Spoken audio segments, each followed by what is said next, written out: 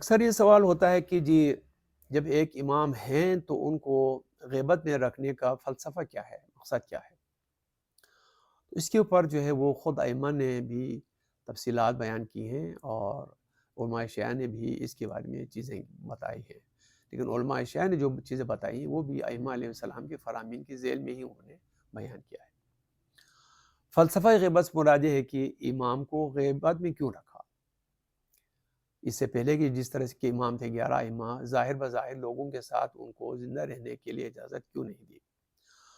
تو پہلی بات تو یہ ہے کہ امام مہدی علیہ السلام کی غیبت اسرار الہی میں سے ایک راز ہے، اس لیے اس کا مقصد اور فلسفہ آپ علیہ السلام کے ظہور کے بعد ہی واضح ہو سکے گا۔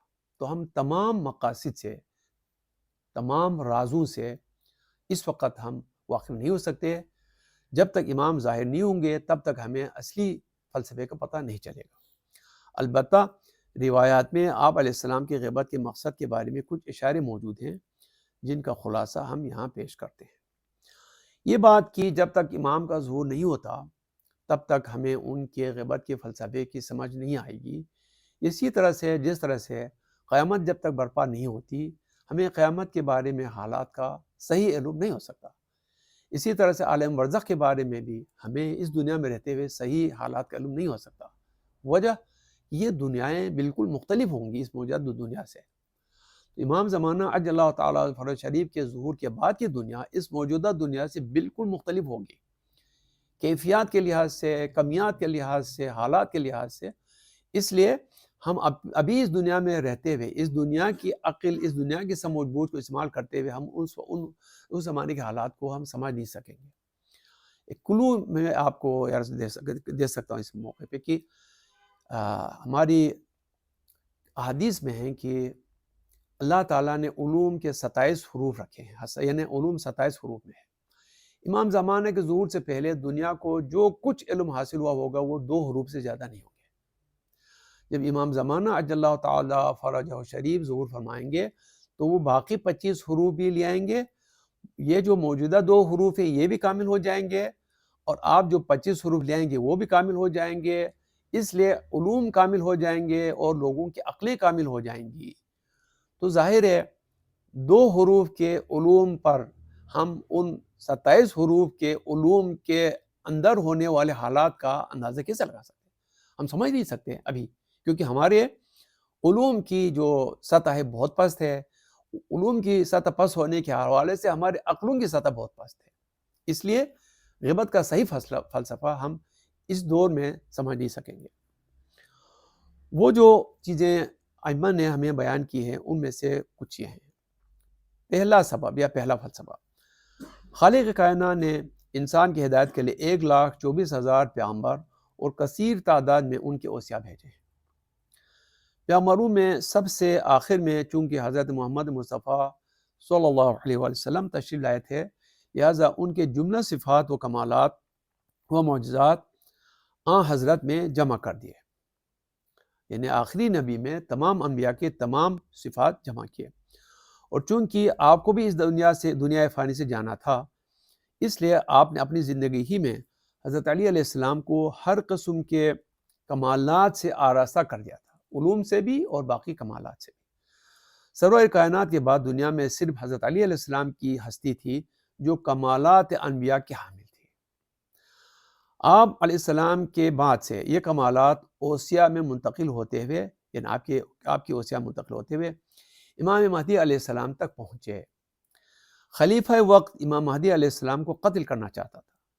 اگر وہ قتل ہو جاتے تو دنیا سے انبیاء و اوصیاء کا نام و نشان مٹ جاتا اور ان تمام انبیاء و اوصیاء کی تمام یادگاریں ختم ہو جاتی، چونکہ انہیں انبیاء کے ذریعے سے انہی انبیاء کے ذریعے سے خداوند عالم متعارف ہوا تھا، لہٰذا اس کا بھی ذکر ختم ہو جاتا۔ یعنی جب آثار انبیاء ختم ہو جاتے، انبیاء کی یادگاریں ختم ہو جاتی تو خدا کا تعارف بھی دنیا سے ختم ہو جاتا۔ اس لیے ضرورت تھی کہ ایسی ہستی کو محفوظ رکھا جائے جو جملہ انبیاء و اوصیاء کی یادگار اور سب کے کمالات کی مظہر تھی۔ دوسرا ہے کہ خداوند عالم نے قرآن مجید میں ارشاد فرمایا ہے وَجَعَلَهَا كَلِمَةً بَاقِيَةً فِي عَقَبِهِ لَعَلَّهُمْ يَرْجِعُونَ۔ یہ حضرت ابراہیم علیہ السلام کے بارے میں ہے کہ اور اللہ نے اس سے مراد توحید پرستی کے اس سلسلے کو یعنی دین اسلام کو ابراہیم کی نسل میں کلمہ باقیہ قرار دیا، یعنی ابراہیم کی نسل میں اس کو باقی قرار دیا تاکہ وہ یعنی اللہ کی طرف رجوع کریں، یعنی ابراہیم کی نسل کے تمام لوگ جو اللہ کی طرف رجوع کریں۔ تو ابراہیم علیہ السلام کی نسل میں کلمہ باقیہ قرار دیا ہے، تو گویا کلمہ باقیہ کلمہ توحید بھی ہے، اور کلمہ توحید کو زندہ رکھنے والے انبیاء اور اوصیاء بھی ہیں، یہ سب نسل ابراہیم میں موجود ہے۔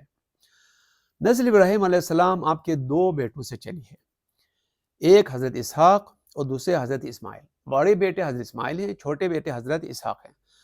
حضرت اسحاق کی نسل سے خداوند عالم نے حضرت عیسیٰ علیہ السلام کو زندہ و باقی قرار دے کر آسمان پر محفوظ کر لیا تھا، اور نسل اسماعیل علیہ السلام سے بھی امام مہدی علیہ السلام کو باقی رکھا ہوا ہے۔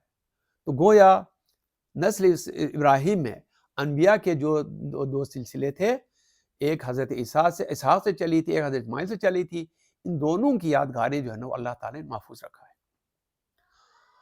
تیسرا یہ کہ سنت الہی ہے کہ زمین حجت خدا سے خالی نہیں سکتی، چونکہ حجت خدا اس وقت امام مہدی علیہ السلام کے سوا کوئی نہ تھا، اور انہیں دشمن قتل کر دینے پر تلے ہوئے تھے، اس لیے انہیں محفوظ و مستور کر دیا گیا۔ حدیث میں ہے کہ حجت خدا کی وجہ سے بارش ہوتی ہے اور انہی کے ذریعے سے روزی تقسیم کی جاتی ہے، اور یہ بھی ہے کہ لولا الحجت لساقط الارض باہلھا، اگر حجت خدا نہ ہو تو یہ زمین اہل زمین کو لے کے ساقط کر جائے گی، یعنی تباہ و برباد ہو جائے گی۔ اس لیے جو پہلی وجہ یہ ہے کہ حجت خدا کے موجود ہونے کا یہ تھا۔ دوسری وجہ، حضرت امام مہدی علیہ السلام کی حکومت جس نے پورے عالم پر حکومت چلانا ہے، اس کے پورے کارندے اور اسے چلانے والی شخصیات کے مکمل ہو جانے کی خاطر غیبت اختیار کی گئی ہے، جو ابھی مردوں کے پشتوں میں موجود ہیں، جیسا کہ حدیث میں بیان ہوا ہے کہ مومنون کی امانتیں کافر اقوام کی صلبوں میں موجود ہیں۔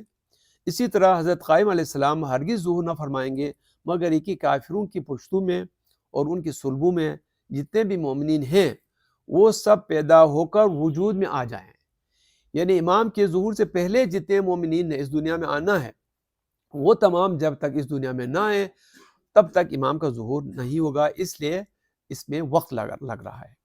جب تک ایک مومن بھی کسی کافر کی پشت میں موجود ہے اس وقت تک امام تشریف نہیں لائیں گے، اس لیے کہ امام جب ظاہر کریں گے تو تمام کافروں کو یا تو ایمان لانا پڑے گا ان کو، یا امام ان کو قتل کریں گے۔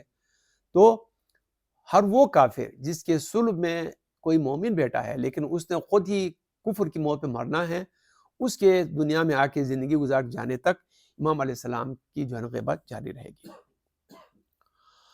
جب تک ایک مومن بھی کسی کافر کی پشت میں موجود ہے اس وقت تک امام تشریف نہیں لائیں گے۔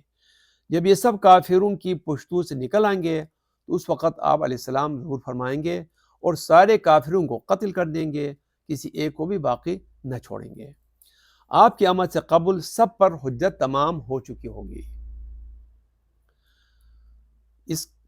یہ جو گفتگو ہوئی، بات ہوئی، اس کا حوالہ ہے کمال الدین میں اور بحار الانوار میں اور اللائل الشرائع میں، ان تین کتابوں میں یہ جو ہے احادیث بیان ہیں جن میں غیبت کا یہ فلسفہ بیان کیا گیا۔ تو ظاہر ہے اس کام کے لیے ایک لمبے زمانے کی ضرورت ہے، اس لیے دور غیبت جو ہے نا وہ طویل ہے۔